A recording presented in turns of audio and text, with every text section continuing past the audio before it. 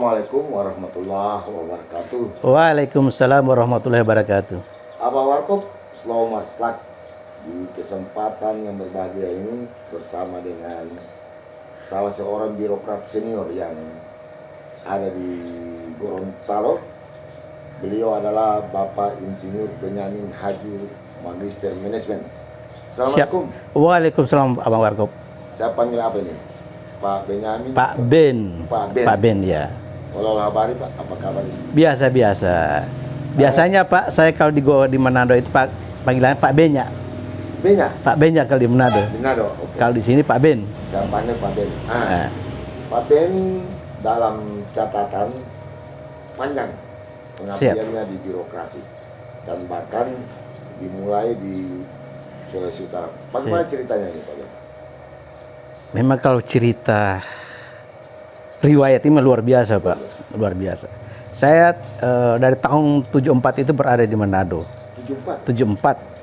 Setelah selesai sekolah di sini ya, di STM Kota Gorontalo, pindah Manado di STM Manado. Dulunya Gorontalo belum ada STM. Oh jadi Bapak lulusan STM Manado? STM Manado. Yang masih di Tikala. Di Tikala di Mudekapom. Nah setelah itu saya selesai, langsung dilamar oleh PU untuk kerja di Dinas Pekerjaan Umum. Dulu masih Kanwil. Kanwil PU. Kantor Wilayah Sulawesi Utara. Sulawesi Utara. Terus saya di situ ada tugas belajar di Surabaya. Okay. Tugas belajar kurang lebih 3 tahun di ITS.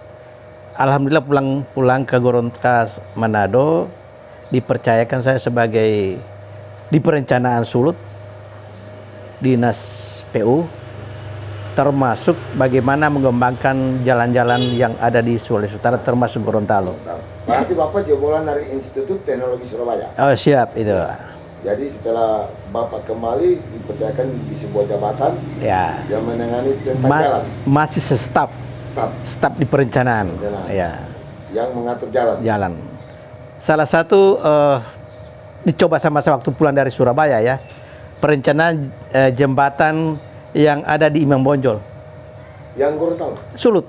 Sulut. Yang di mana itu Pak? Di Pineleng. Oh Pineleng. Ke jembatan apa namanya? Itu saya rencanakan itu komposit antara beton sama rangka baja. Itu yang di Pineleng ya? Di Pineleng. Di Darmisi Kiai ke atas. Itu yang salah satu ya. Setelah saya dipercayakan jadi asisten teknik di proyek Impres Dati 1 Sulut, termasuk Gorontalo, proyek Impres. Yang pimpronya saat itu masih Pak Insinyur Dulmoko Dompit. Setelah itu saya jadi pimpro sejak tahun 1993. Itu sampai karirnya di Manado sampai tahun berapa? Bertepatan saya tugas di Bula Mongondo, itu hanya proyek ya, dari tahun 93 sampai tahun 2020 di Bula Mongondo. Itu mah hanya proyeknya, tetapi satuan kita tetap masih di Manado, di Sulawesi Utara di Manado. Tahun 2001 Gorontalo jadi provinsi. Pak mutasi. Bertepatan PU sini kan sudah menyendiri kan, sehingga kekurangan tenaga teknik. Sehingga Pak Fadel waktu gubernur mencari orang-orang yang profesional di bidang teknik jalan dan jembatan. Maka Pak Fadel menyurat ke Sulawesi Utara minta tenaga teknik. Bapak yang termasuk saya, ada beberapa orang. Saya, Asri Abu, kemudian Fikri Adam, kemudian ada beberapa, termasuk yang ahli keuangan kan. Saya sampai tahun 2006 itu saya diperbantukan di sini. Gaji saya masih di Sulut. 2006.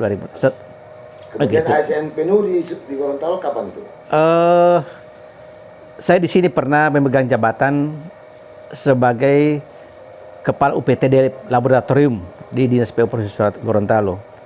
Yang kedua sebagai kepala bidang Bina Marga di PU Gorontalo. Yang ketiga kepala bidang sumber daya air PU Gorontalo. Gorontalo. Setelah itu tahun 2014 menjelang, sempat saya ke Bolamongo Selatan. Balik lagi Bolamongo Selatan. Bolamongo Selatan. Jadi diminta oleh Pak Her Semayu bupatinya itu. Ya, Pak almarhum ya. Saya di sana sebagai eselon 2 di Bolsel. Kepala dinas. Iya, Bolsel. Kemudian tahun 2014 menjelang pemilihan Pileg, ya. Saya sudah berpikir, saya sudah 36 tahun sebagai abdi negara. Luar biasa, lama Pak ya? Lama, dari Sulawesi Selatan sampai di Gorontalo. Bagaimana membangun Gorontalo ini, termasuk bagaimana meningkatkan jalan-jalan nasional, termasuk bagaimana jalan nasional dari Gorontalo ke Biluhu sana, ya, ditingkatkan menjadi jalan nasional. Berarti ada campur tangan Bapak itu? Ada. Biasa. Walaupun pada saat belum terwujud, ya, tetapi setelah itu kan diperjuang oleh teman-teman yang lain kan. Artinya Bapak yang merintis? Iya, ya. Masih zaman Pak Fadel ini. Pak Fadel. Bagaimana peningkatan jalan, status jalan dari Marisa ke Telinggula menjadi jalan nasional ya. Kenapa harus dijaga jalan nasional? Supaya daerah tidak dibebani.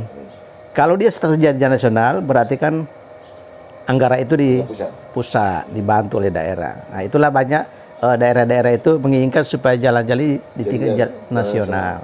Nah, itu bidang saya itu. Memang saya dari ITS itu spesial jalan jembatan. Nah, gitu. Jadi 2014 saya karena sudah cukup, saya minta pensiun. Sebenarnya masih ada 2 tahun saya waktu itu. Saya kembali sudah cukup untuk 36 tahun. Nah, gitu. Jadi begini Pak Ben, kalau didengar dari panjang cerita di Bapak di birokrasi ini, luar biasa ini. Dari Sulut, kemudian ke Gorontalo, masih juga dengan kabupaten tetangga. Berarti Bapak kelihatan spesifikasinya di jalan dan jembatan. Ya, siap. Nah, kita tahu bahwa Gorontalo ini dari sisi infrastruktur jalan termasuk luar biasa, ada baiklah, ya, bagus. Kalau saya lihat berarti ada campur tangan Bapak di dalam. Siap. Ya kan, ini masyarakat untuk mengingat lupa ya, bahwa ternyata kehadiran Pak Benyamin di dunia PU itu banyak mengabdi di bidang bagaimana penataan jalan apa semua kan. Termasuk Pak, bagaimana membuat jembatan Talumolo 2. Itu dulu itu masih pohon-pohon kelapa kan, Talumolo 2. Jadi itu, Pak? Ya, tahun 2004 ya, ada 2005 ya. Berarti ada campur tangan Bapak di ada, artinya saya ke waktu di bagian perencanaan kan bertepatan dari Balai Jalan itu masih gabung dengan Balai Jalan Makassar. Di sini hanya satkernya. Jadi ya, saya bina marga di situ, kepala bidang bina marga memberikan saran kepada Balai Jalan bagaimana tembus jalannya itu. Itu luar biasa Pak. Ya, namanya membangun kan banyak pro dan kontra, terutama masyarakat, pembahasan lain dan sebagainya kan. Tapi akhirnya walaupun banyak kontranya, sekarang hasilnya bisa dimanfaatkan oleh masyarakat, toh. Bermanfaat sekali. Itulah yang buat kemudian begitu juga bagaimana meningkatkan status jalan. Kalau hanya jalan provinsi tidak mampu Pak. Nah, bagaimana saya masih di Sulut dulu meningkatkan jalan kabupaten Gorontalo, Taluda, Mulibagu, sampai Pinolosia itu jalan status kabupaten. Saya masih Sulut salah satu juga bagaimana meningkatkan jalan jadi jalan provinsi waktu itu. Kalau untuk Gorontalo sendiri Pak, mungkin Bapak masih ingat datanya. Jalan nasional itu berapa kilometer? Kalau masih saya di Bina Marga, jalan saya kurang lebih 416 km. Yang trans ini Pak? Iya. Semua jalan selain trans? 600-an kilometer. Itu jalan nasional? Jalan nasional. Dari mana? Dari Atinggola sampai dengan kota, kemudian dari Taluda sampai dengan Molosipat, Pepayato, itu 616 km. Itu data yang Bapak masih ingat? Iya, masih ingat itu. Luar biasa. Kemudian jalan itu ada status jalan ya. Ya, kalau provinsi? Provinsi mungkin 500-an ya, 500. Enggak salah ya. Kalau misalnya Pak, ini kan kita di kota. Iya. Kalau di kota ada jalan nasional? Ada. Ya, yang mana? Jalan saya dari apa namanya, dari Talumolo, dari jalan dari Taluda itu terus masuk di jalan rumah dinas gubernur, terus jalan apa namanya, masjid Ahmad Yani, masjid Jami ya, Jami. terus Makro, terus sampai di Talaga. Itu jalan nasional itu. Luar biasa. Dan pantasan jalan situ bagus. Iya. Karena pilihan dari nasional. Itu setiap ada pemeliharaan, Pak. Ini namanya membangun gampang. Tetap bagaimana maintenance-nya itu, pemeliharaannya tiap tahun. Membangun gampang.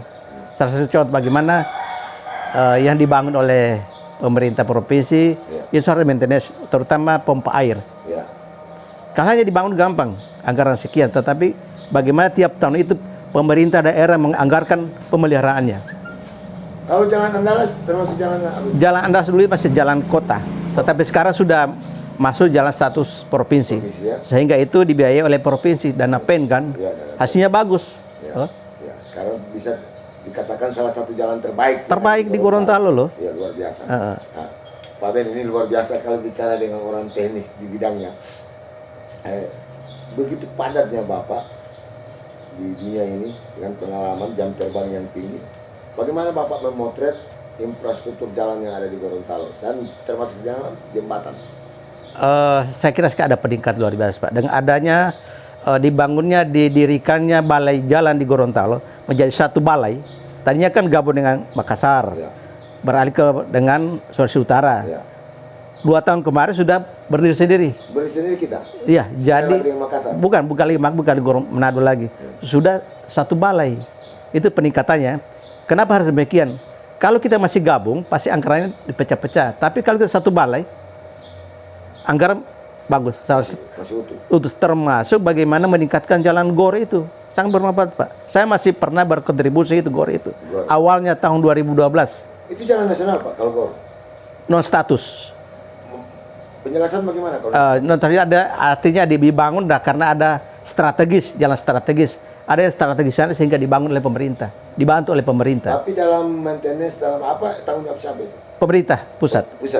Tapi dia non status. Non status. Jalan nasional. Itu bagaimana kita membangun jalan status.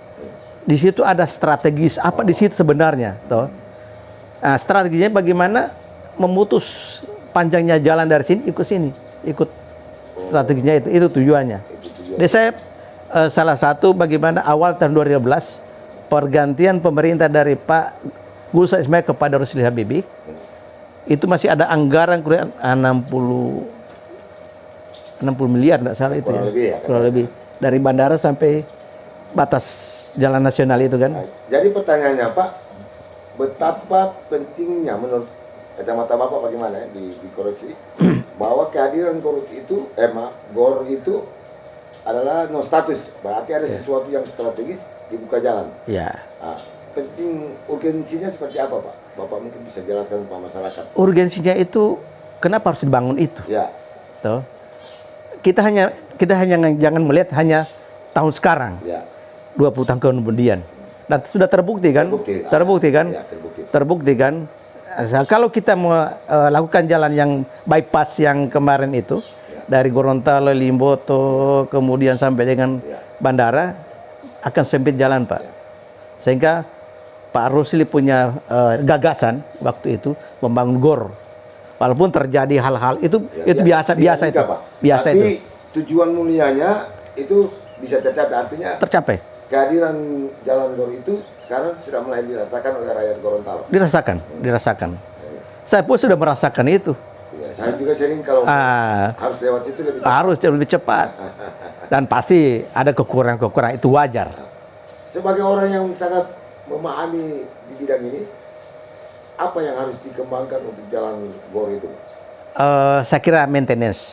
Pemeliharaannya. Itu harus itu. Kalau kita membangun gampang, Pak. Tetapi bagaimana memelihara itu? Memelihara. Terjadi pengelupasan, terjadi keausan badan jalan, harus segera dilapis, di priming coat, diburas, atau diselasir, supaya dia ketahanannya tetap kedap air. Karena apa, Pak? Perlu diketahui bahwa musuh jalan ada 3. Musuh jalan ini. Apa itu, Pak? Sesuai moto daripada Insinyur Sutami. Insinyur Sutami? Iya, Menteri pertama. Musuh jalan ada 3, yaitu air, dan air.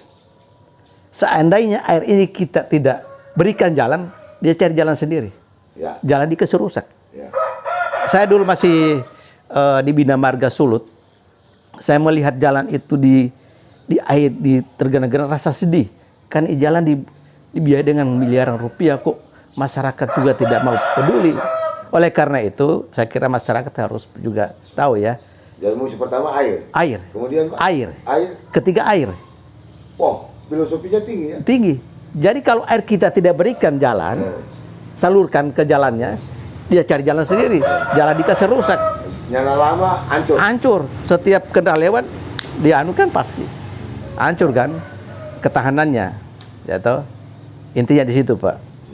Baru yang begini, Pak. Kalau kita bicara jalan, kan di tempat-tempat tertentu banyak jalan kayak kalau dia rusak berkepanjangan, dia lubang, dia sudah hancur, belum ada penanganan.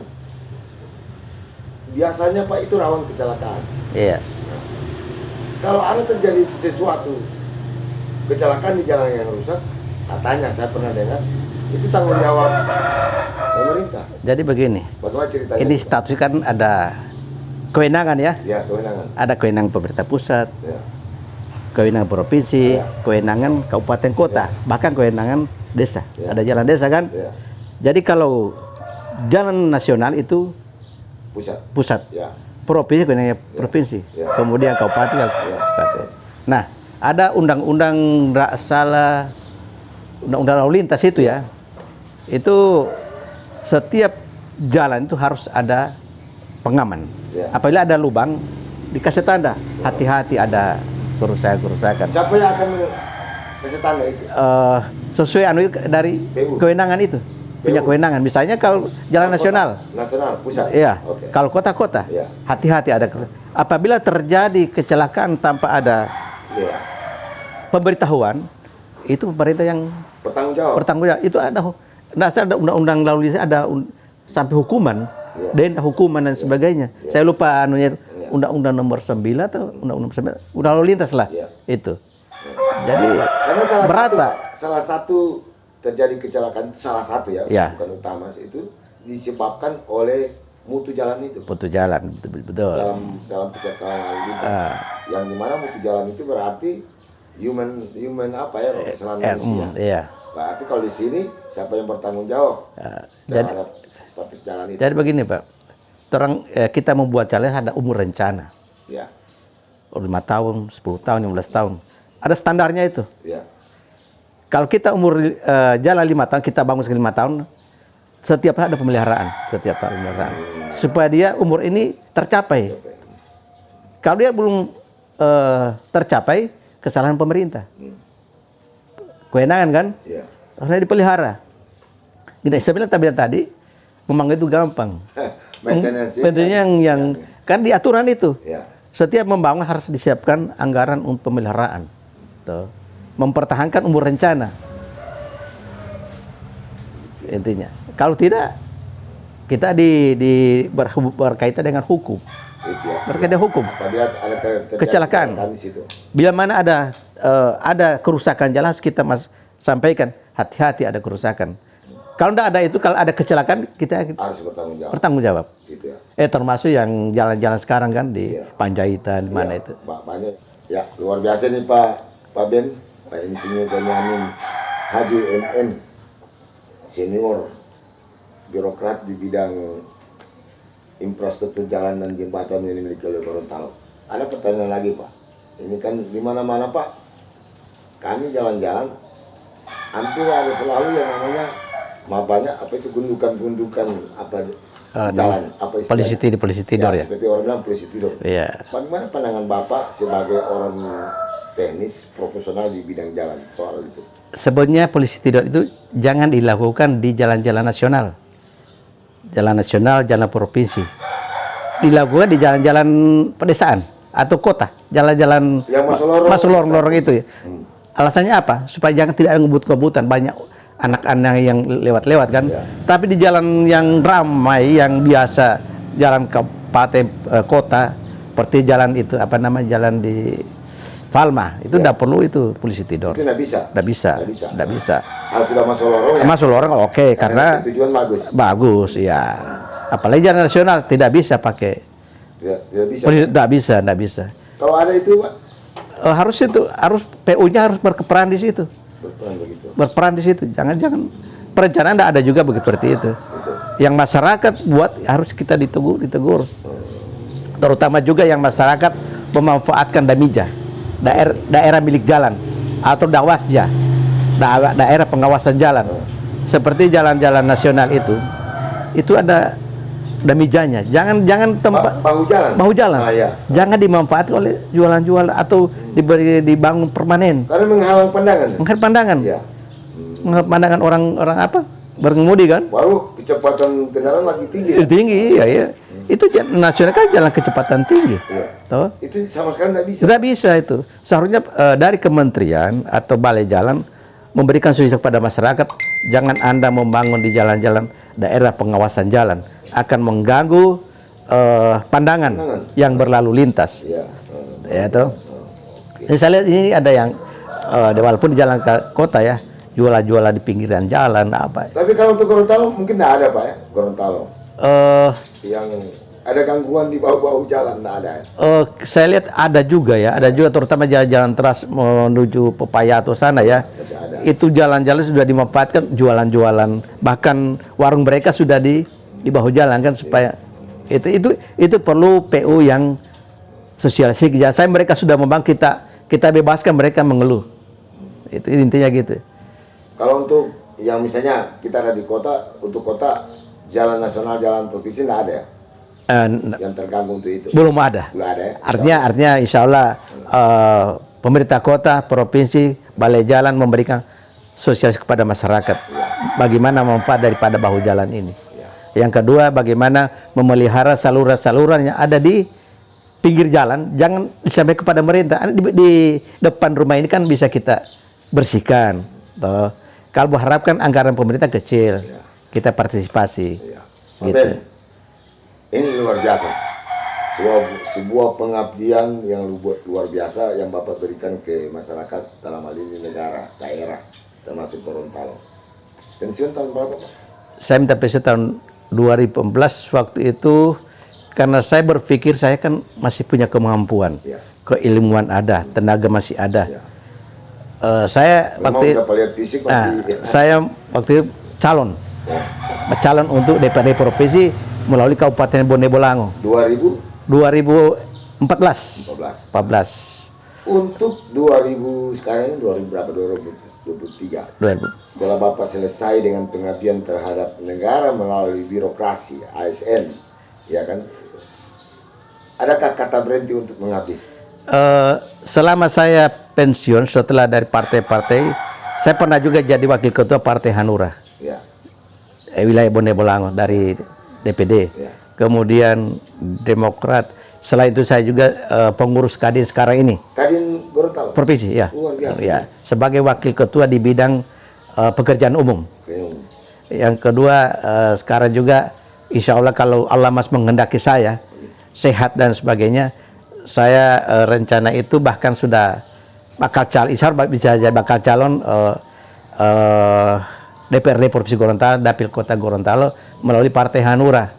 Dengan kemampuan saya sebagai birokrat, insya Allah bisa bagaimana mengawal daripada program pemerintah. Karena saya dari birokrat, saya tahu apa yang dilakukan pemerintah. Pengawasan harus betul-betul dilakukan. Karena 35 tahun bukan waktu yang singkat di birokrasi, Pak. Ya, itu. Dan luar biasa, Pak. Berarti tidak ada kata berhenti untuk mengabdi. Dimanapun, kemarin di ASN, sekarang di dunia politik, Bapak siap untuk mengabdi. Artinya, umur boleh tua. Tetapi semangat, kemampuan harus muda. Ya, toh. Yang akan memberhentikan untuk kita mengabdi, demi kesejahteraan, demi kepentingan orang banyak adalah ketika kita dipanggil oleh itu, sepanjang kita masih mampu ya. Iya, siap. Nah, itu semua yang Bapak. Iya. Artinya umur boleh tua, tetapi semangat, kemampuan harus kita gerakan. Ya. Kalau kita sudah pensiun, kalau cuman berdiri sendiri, pasti akan ada sesuatu penyakit akan datang. Iya, luar biasa. Dan Bapak punya modal untuk itu karena panjang cerita. Iya. Di bidang Bapak di birokrasi. Sebagai closing statement, Pak, kata-kata akhir yang Bapak bisa sampaikan melalui media Bawarko untuk rakyat Gorontalo dengan pengalaman Bapak yang begitu bagi saya terlalu dalam. Ya, jadi begini Bang Warkop ya. Siap. Jadi pengalaman saya sudah luar biasa khususnya di bidang KPU-an. Saya masih melihat hal-hal yang perlu dikritisi. Ya. Pembangunan di Gorontalo, di kota Gorontalo, khususnya kota Gorontalo, bagaimana panjaitannya itu ya.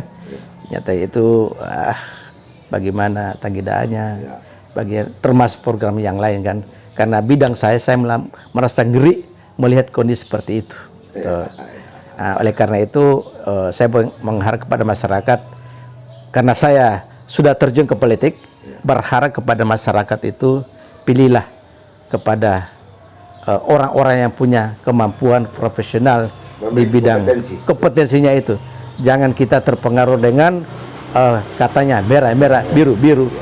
Itu hanya satu hari saja, tidak sampai sejam saja sudah selesai. Tetapi bagaimana 5 tahun ke depan, ya karena saya sudah di politik ya. Ini yang saya ungkapkan, janganlah masyarakat kota Gorontalo, mari kita bangun Gorontalo yang lebih baik lagi. Insya Allah ke depan Gorontalo akan makin bagus. Hanura bisa berjaya dan menang. Amin ya Rabbal Alamin.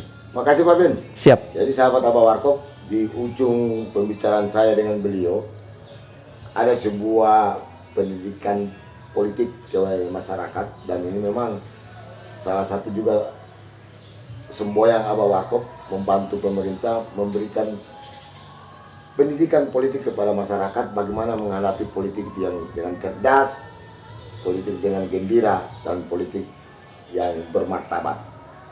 Sekali lagi terima kasih. Siap Pak Ben. Abah Warkop. Insya Allah semua sehat, bisa dapat rezeki. Ya. Amin. Dari Gorontalo untuk Indonesia, salam kebangsaan. Assalamualaikum warahmatullahi wabarakatuh. Waalaikumsalam warahmatullahi wabarakatuh.